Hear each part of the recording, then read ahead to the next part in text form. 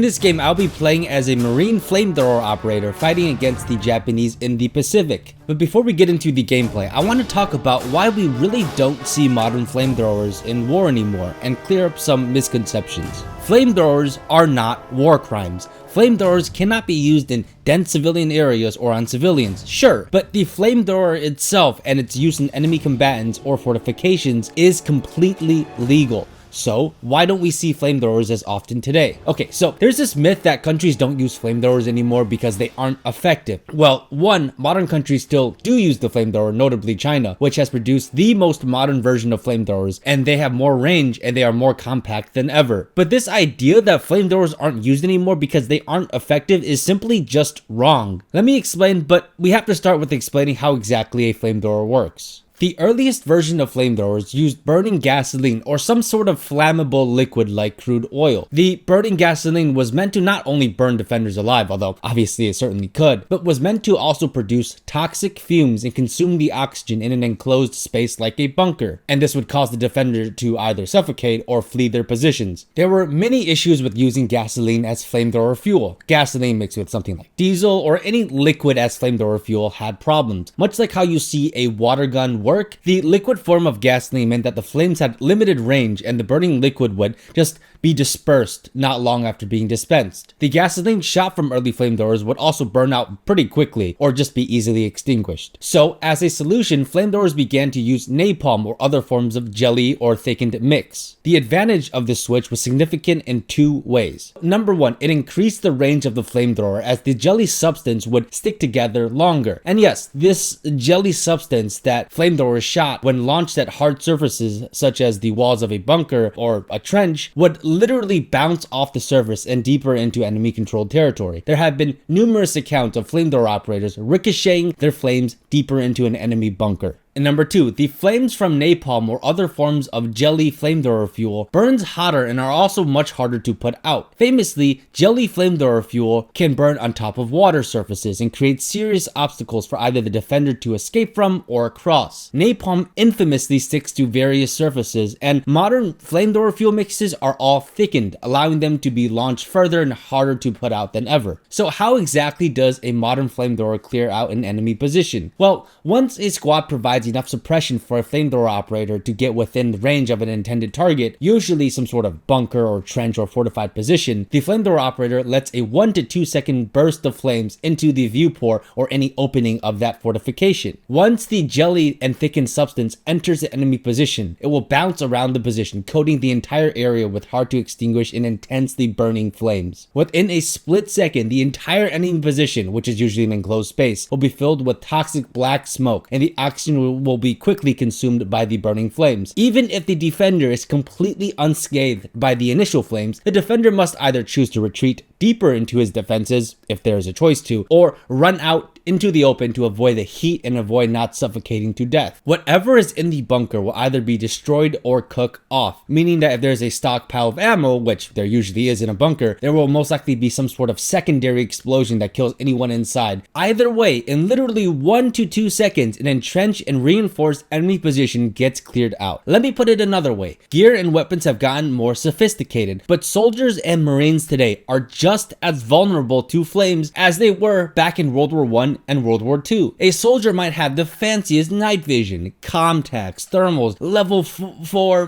lightweight multi-curve plates, lap panels, radios, but when a burning hot stream of napalm enters their position, they are no less vulnerable than someone from, say, World War II. As far as I know, and correct me if I'm wrong, we don't have any fire-resistant potions, nor have humans involved to be fireproof. Furthermore, flames do not care about your armor or your fortifications. If you are sitting in the corner of a bunker with sandbags and the best equipment on earth, right? Plates, armor, whatever you want, it won't stop you from suffocating to death if there's no oxygen in the room. And so, in case you haven't figured it out already, flamethrowers are extremely effective, but the advantages of a flamethrower do not stop there. If you still are not convinced, let me give you another example. Imagine you are in a bunker with a buddy and you hear on the radio that there is an enemy flamethrower operator nearby. Now, you know that flamethrower operator is not stupid. Flamethrower operators know that they are a prime target. In World War II, the surviving Japanese who fought against American flamethrowers talked about how terrifying flamethrowers were to fight against, and that whenever one was spotted, the entire unit would turn their attention to taking out the enemy flamethrower because, believe it or not, people do not want to burn to death. The flamethrower operator will hide and not show themselves until it is absolutely time to actually use their weapon. So imagine sitting in a bunker or a trench knowing that at any moment a jet of burning hot fuel, which you cannot do anything about, you can cover your entire body with body armor and your position with sandbags, but you can't stop, drop, and roll to pat out the napalm. You can't ask for a timeout. You will literally be suffering one of the worst deaths imaginable, potentially. For anyone that knows anything about military history, morale is more important than whatever equipment you have on. And flamethrowers, they seriously put a damper on the morale of the enemy or whoever it's being used against. I'm not personally going to sit here and act all tough, right? If I knew I was fighting against a flamethrower, I would be terrified too. And I also think all of you watching this would also be terrified. I mean, if you don't agree, please let me know, but I don't think it's crazy to say that no one wants to burn alive. So I hope all of you can see just how effective a flamethrower is as both a physical weapon and a psychological weapon. Of course, that begs the question, why don't we see flamethrowers in Ukraine or other places of conflict? Well, that's a good question, but it's going to require me to back up a little bit more and explain how warfare right now is conducted, specifically how fortifications are dealt with in conventional combat, places like what we see in Ukraine. And bear with me, alright? I promise this will all connect and make sense. Okay, so what I'm about to say is going to be a generalization, but I'm going to quickly give examples of how enemy fortified positions are cleared in Ukraine. I'm going to show screenshots from actual combat footage to back up everything I'm talking about, but because of YouTube's guidelines, I'm not going to show a full combat footage video. In a battle, there is a phase where one side is either retreated into a dugout or some sort of fortified position, or perhaps one side was caught off guard and didn't have the chance to leave the dugout. Whatever it may be, I want to start off this example from the perspective of the attackers who have now stormed the enemy trenches but still need to deal with fortified dugouts. The first step is to identify if there is someone inside, and this is way easier said than done. Did a defender run in that dugout? Did a defender not leave the dugout at all during the battle and is just waiting for an intruder? Maybe somebody has placed a booby trap at the entrance of this fortified position, or maybe the defender is not there at all. The problem? You don't have respawns. Whatever I'm about to explain next, please keep this in mind. You don't get respawns in real life. If you peek your head into an enemy bunker assuming that it is clear and it is not, you will most likely die. And many people have died this way. What this means is that each bunker or position, regardless of whether or not someone is in it, is treated like a threat. You don't get to reload your next checkpoint or respawn if you're wrong. If they throw 5, 6, 7 grenades into a dugout, you might be thinking it's overkill or it's not necessary, but they don't get respawns. If they're wrong, or if that 7 grenades didn't kill them and the 8th one would have and they didn't throw the 8th, then they die. That's pretty much it. You know what I mean? I know it's not a funny thing, but there's no respawns. So this is why when it comes to clearing anything, there's extra attention to detail. So keeping this in mind, everything I am about to explain next is about to make a lot more sense for why combatants do what they do. Also, I give the following example, but the entire time I'm talking about it, think about how a flamethrower would come in useful. Once the entrance to a fortified dugout is suppressed by either rifle fire or grenades or both, this is when things get even scarier. Part of the team providing security, while part of the team is now going to clear out the position. Even approaching the entrance or any opening to the dugout is not easy. For one, the entrances are typically holes in the wall or the ground with no light inside, and they look something like this. In fact, this example actually has netting over the entrance preventing hand grenades or drones from dropping grenades inside. And I'm sure you can see how a flamethrower at this moment would come in pretty useful. So now this is what I will refer to as the grenade throwing phase. Hand grenades are thrown into the entrance of a dugout or near the entrance of a dugout. Sometimes simple positions can be cleared this way, but this leads to a second problem. You have no idea how deep the enemy fortifications go. It could be a simple one-room dugout or have a complex tunnel network. Or perhaps it has 2 chambers. Positions are also designed with grenade sumps or other methods of mitigating explosions and shrapnel. And here's the thing, right? Grenades are not these big fireballs of explosions you see in Hollywood movies. Grenades are essentially puffballs of shrapnel, and while of course they're dangerous, they can be inconsistent or just not provide enough firepower that is needed. Also, you don't get hit markers or kill feeds in real life. Your first grenade could have killed everyone inside or fell into a grenade sump. You have no idea, and remember what the price is for being wrong. So typically in many of the combat footage you see, easily 5, 6, 7, 10 plus grenades can be used to not even clear out a fortified dugout or bunker, but to just ensure that the defenders are bottled up and are not going to suddenly burst out of the bunker with either grenades or weapons of their own. So after this grenade throwing phase is the second stage, which is something I'll call the big explosion phase. And yeah, I made that name up, but it is a phase that I have observed when a position is suppressed and the enemy is not going to run out anytime soon. Now is the time to bring out the satchel charges and improvised explosive devices. In fact, you can see here that those fighting in Ukraine actually have modified anti-tank mines with a fuse on it to be used as a bunker buster. Now, there's two reasons for why these heavier explosives are used. Number one, more damage. Obviously, with either direct shrapnel or the blast and the overpressure killing anyone inside. And number two, the second reason that these anti-tank mines or satchel charges destroys most positions, so unlike with hand grenades where there are smaller explosions that still leave the dugout intact, it means that the attacker doesn't have to guess whether or not the explosion did their job. An explosion from one of these satchels or anti-tank mines will make it very obvious on whether or not a dugout is cleared, but that means it'll be obliterated. One of these anti-tank mines or satchel charges is enough to destroy most fortifications. However, if the dugouts are being attacked and the dugouts have tunnels or more than one chamber, then typically 2 or more of these explosive charges are used in order to clear out the remaining sections or collapse the tunnel entrance, which will either bury the defenders alive or more typically cause the defenders to flee deeper into their tunnels. Also, keep in mind that the entire time this is going on, the enemy isn't just sitting still. They're most likely either radioing in fire support from artillery, mortars, or calling in drone drops and so on. Don't forget, the defenders are the ones in the dugout. You, the attackers, are not. So if things get really desperate, the defender can start calling in artillery on their own positions. And while of course it's risky, it is far safer for the defender who is in a dug-in position than you on the outside.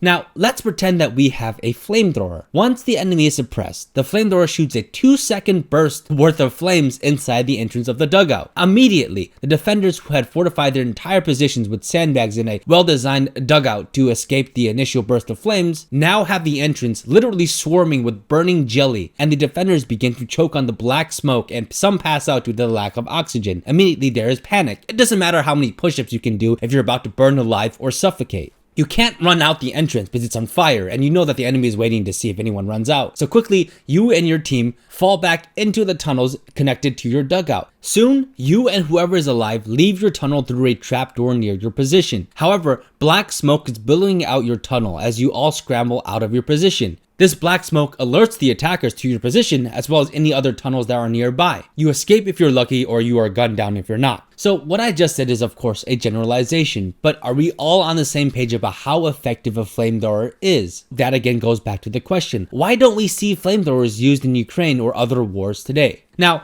some say that it's because the flamethrower is cumbersome or the weapon is not suited for modern warfare. But I have to remind those that say that flamethrowers are not only compact and lighter than ever, but also let's not pretend like the average frontline infantryman is a bundle of speed and joy. Look, anyone who has been in the military knows that there are always things to carry, from radio batteries to more ammo and so on. If you're about to head out on an assault where you know you're going to be tackling a bunch of fortified positions and you are intentionally trying to carry a light amount of gear, I guarantee someone like your squad leader is going to look at you and make you carry something that you might not want to carry because you are in a team after all. You'll probably be handed some random shit to hump, right? Like it might be some mission critical stuff like hand grenades or machine gun belts, but the point is that it's not some sort of dichotomy between the nimble rifleman and the heavy flamethrower. Don't get me wrong, I would not be jumping around with joy and enthusiasm if I was told to be a flamethrower operator, but at the same time, what is the alternative? Remember, my previous example was about people in Ukraine using hand grenades, anti-tank mines, and satchel charges. Those things aren't light either. While having one flamethrower operator might not be fun for that operator, the weapon, the flamethrower, does its job very effectively. Having each men in a squad carrying around literal bundles of 2, 3, 4 anti-tank mines is not exactly the epitome of fast and nimble. Not to mention the fact that usually these munitions have to be evenly dispersed throughout the group, weighing everyone down. And not to mention the amount of hand grenades and the time it takes to clear a well-entrenched dugout. So yes, while a flamethrower can be quote-unquote cumbersome, it is exaggerated when compared to the alternative. And also, it's not this black and white answer to why flamethrowers aren't seen in modern wars anymore.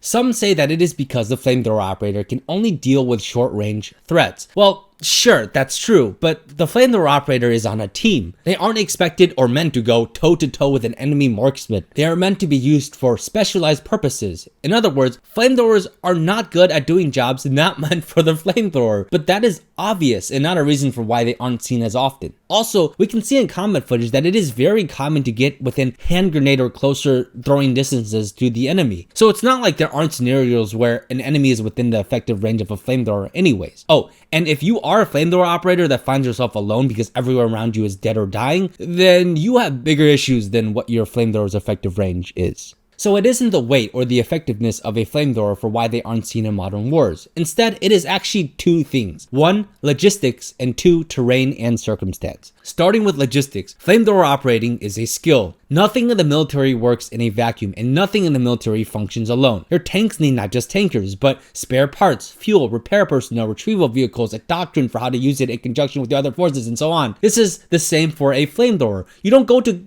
Amazon, purchase a flamethrower along with a 2-for-1 napalm deal, and give it to Lance Corporal Blue Falcon and Chipface McGee and tell them to walk towards the enemy and use it on whatever they feel like. No, you need a corps of specialists or some sort of a group of expertise that not only know how to use the flamethrower, but can also incorporate it into tactics and military doctrine. You need supply chains and other specialists that can repair damaged flamethrowers and resupply them. Are you starting to see what I'm saying? Any nation that wants flamethrowers has to actively maintain and train with them. It isn't about selecting a loadout from Call of Duty. So this leads me to my second point, terrain and circumstance. America has been fighting in random ass wars all over the world, and the most recent years of these wars took place in dense civilian populations or sparse areas, where the complaints were not being able to reach the enemy, which is also partly due to why the American military is adopting the 6th Spear, or in situations where being able to face the enemy is within large civilian populations, where the propaganda war of winning quote-unquote hearts and minds is just as, if not more important than fighting with actual bullets and bombs. Sure, Vietnam was also, and I know I say this loosely, quote-unquote winning hearts and minds, but in places like Afghanistan, where the mission was also to quote-unquote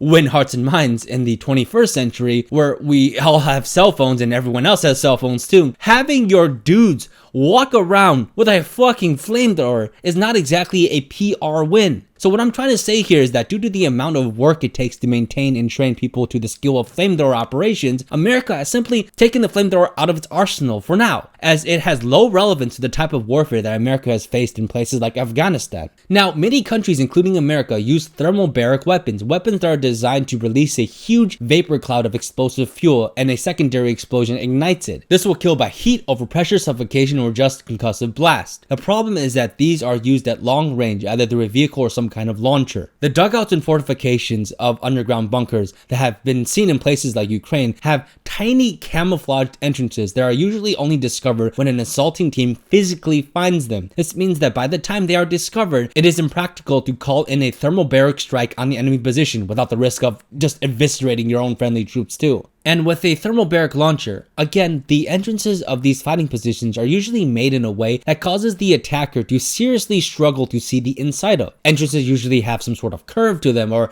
some sort of carpet on the outside, or they're dug in a place where it's very awkward to maneuver. What this means is that if there was a launcher with a thermobaric warhead available, whoever is operating that launcher might not have an easy or any shot at all to reach the hiding defenders. So why no flamethrowers in Ukraine? Well, as I was saying in the first place, there is no logistics from what we call quote-unquote the West to supply Ukraine with flamethrowers. It all takes time and training, and a specialty that America, who has not used a flamethrower in its infantry doctrine for quite a while, is unable to provide. Same with Russia, who, while they have thermobaric and other incendiary weapons, have also not used flamethrowers in a while, as their military circumstances have not seen a need to maintain such a specialized force. The second, perhaps more important reason is terrain. Ukraine is fairly flat, with battles usually taking place around tree lines or strips of forest, with the open fields being essentially no man's land. The danger of a flamethrower operator is when they are spotted. The problem with Ukraine's vast terrain and relatively open fields is that the moment a flamethrower is used, every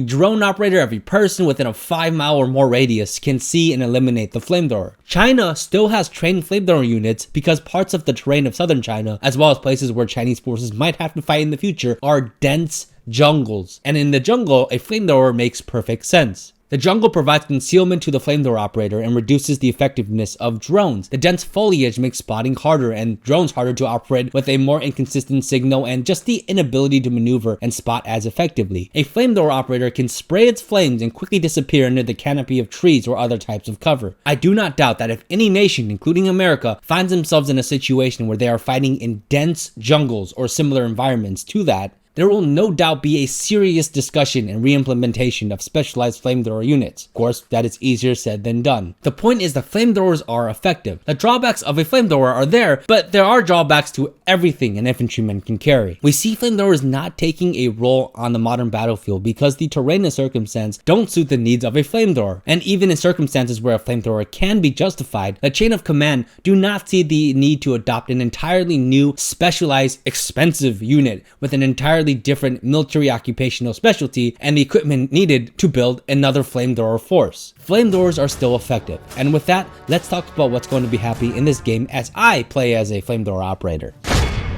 Since I am playing as a flamethrower operator, I need to stay alive and get close to the enemy. So keeping that in mind, the plan is to use one of our Amtraks, which is an armored vehicle with a bunch of 50 cals on top, and literally explode onto the objective and act like a moving bunker essentially. And then within the range of the enemy, I will jump out and torch the enemy positions. We plan on doing this for both the first and the second point on the airfield if possible, assuming of course our Amtrak doesn't get destroyed in the first run. Alright, off we go, boys! Suppress them when we get close.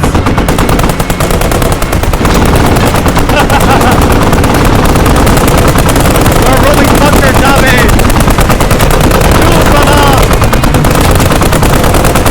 The Marines have arrived.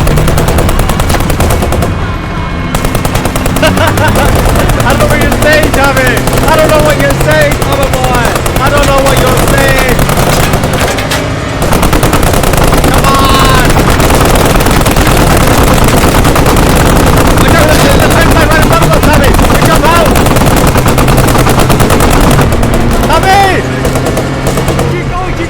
I'm reloading, Tommy! It's a trench line! We should jump in there once we get the chance!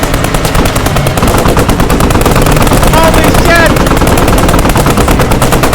Roll in! Roll in! Roll in! Keep going! Keep going! Tommy! Tommy! Shoot, brother! Come on! Come on! You still alive, brother? No, I see him! I see him! Get closer! Get to the bunker! Amtrak! Get closer! Amtrak, get closer! Amtrak, he's around the corner!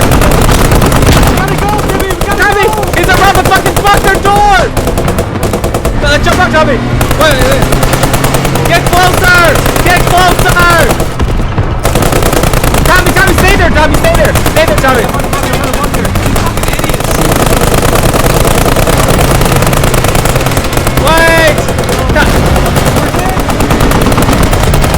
Wait, Amtrak!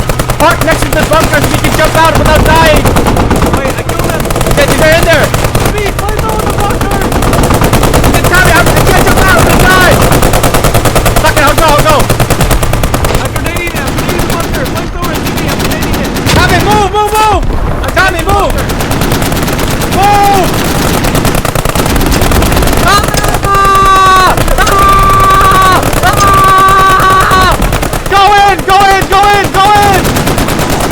Go in!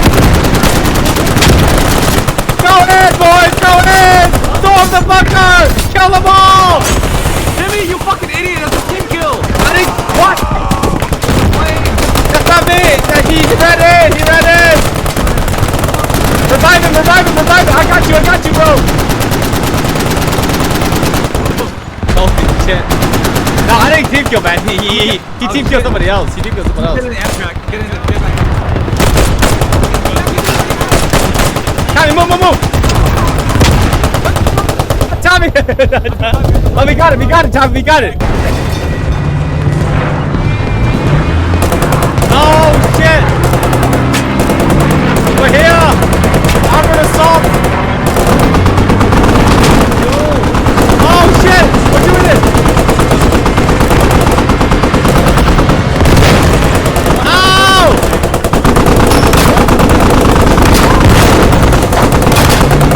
Ow! The fucking tank!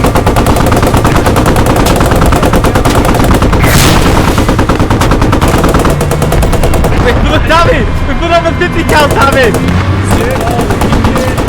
Oh god! Oh god!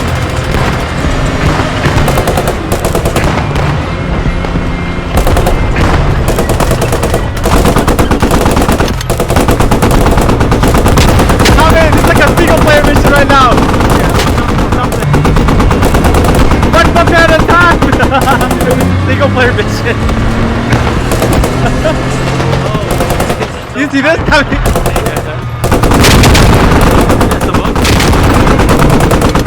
Oh, we're crazy, Tommy!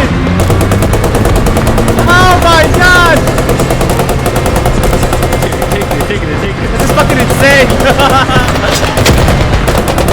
He's by the plane! Left of us! Underneath the plane. He's underneath that plane left of you. I know. I can't turn that left. He's in the middle hangar. Watch out. Holy shit. Holy fuck, man. Holy shit. Jump in. My gun's overheated, man. Turn us around so we can keep shooting the other direction. Oh, he's in it. I'm out of ammo, by the way. Just a heads up. Which is fine. I know you're gonna resupply, but just be careful. Yo, we literally cleared it, Tommy, ourselves. Holy fuck. I'm out of ammo. I can't shoot back. I'm out of ammo. It's a tank. Wait, there might be something crazy. Oh, wait. Light him up. Oh, wait, I think he died. I think you. Yeah. We gotta resupply anyways. Oh shit. Well, let me jump out and flamethrower him.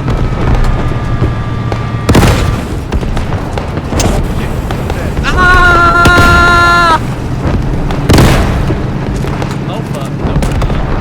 Yo, somebody's right up us shooting us. Wait. What? Jump out. Ah! What is it? He's right of you. I have no idea, to be honest. I have no idea. You're like a wood, right? Somebody's shooting at you guys.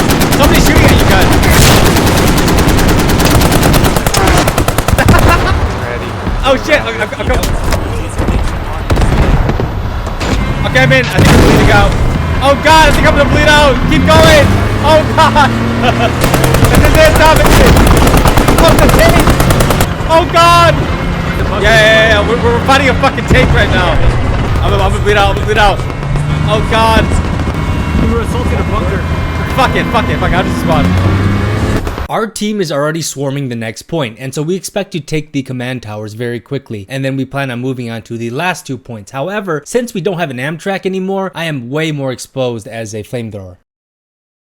They're attacking us. We're in the bunker. They're assaulting us. I'm right next to you. No. Oh god, did he shoot him? What? Look out the window. He's out the window. Oh shit.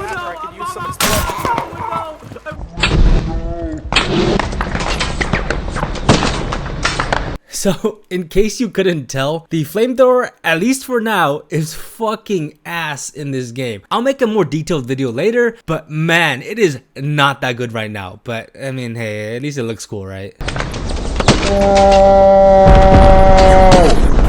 motherfucker, die!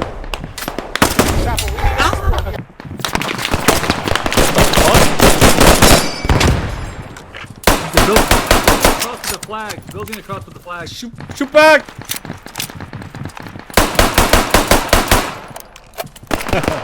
Play in this building, please. Somebody's shooting at you. He's in that bunk. He's in the house. Oh, he's left of us, Tommy. Go prone. Go prone. Hey guys, careful, there's some traps that have Oh fuck! I just bled out. I literally just bled out. Alright, I'm gonna torch the building. Total. Wait. I don't think he's there anymore. Maybe not. Oh, he killed him. Oh, what the fuck? Oh, what the fuck was that? That's fun, boy. Oh, What the fuck? you see this? Eviscerate. Oh, That was me. got destroyed. Is that you? Yeah, Look, it is. your hands are where your legs used to be. Oh. You see that? I'll give you a funeral, Tommy. Yeah. Make sure you cremate my body.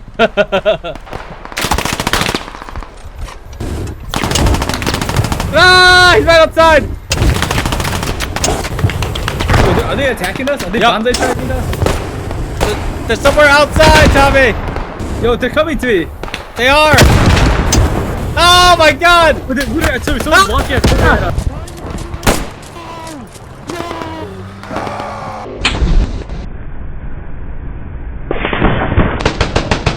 Ah!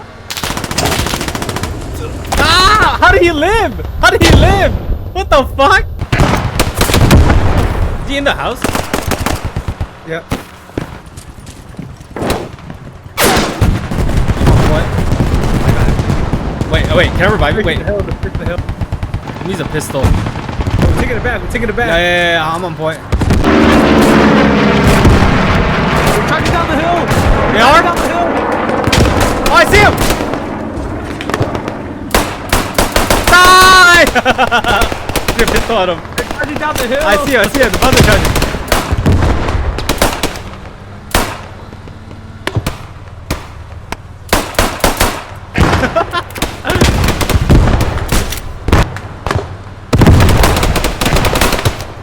I hit him with a pistol. They're charging. I see him.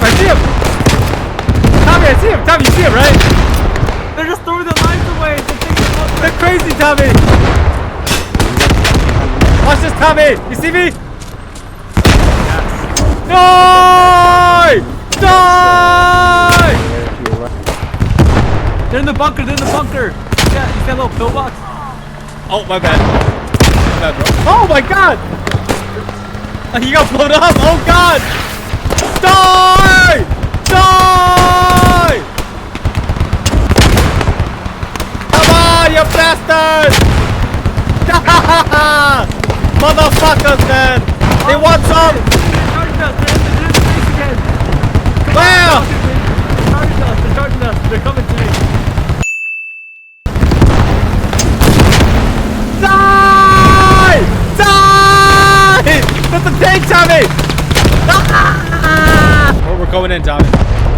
Watch We're this. about to take it. We're about to take it. Man, this team is such a fucker. Cowards! Nice. Iwo Jima! Like 5 people. 20, I got 24 kills. You have 4? What up? I was using the fucking flamethrower, man. That beginning segment about the flamethrower took me so fucking long to make. It was insane. I really appreciate a like and sub, you know, if you can. No pressure, of course. But regardless of what you do, hope you are having a great day, staying safe and all that. And I hope to see you around next time. So, yay!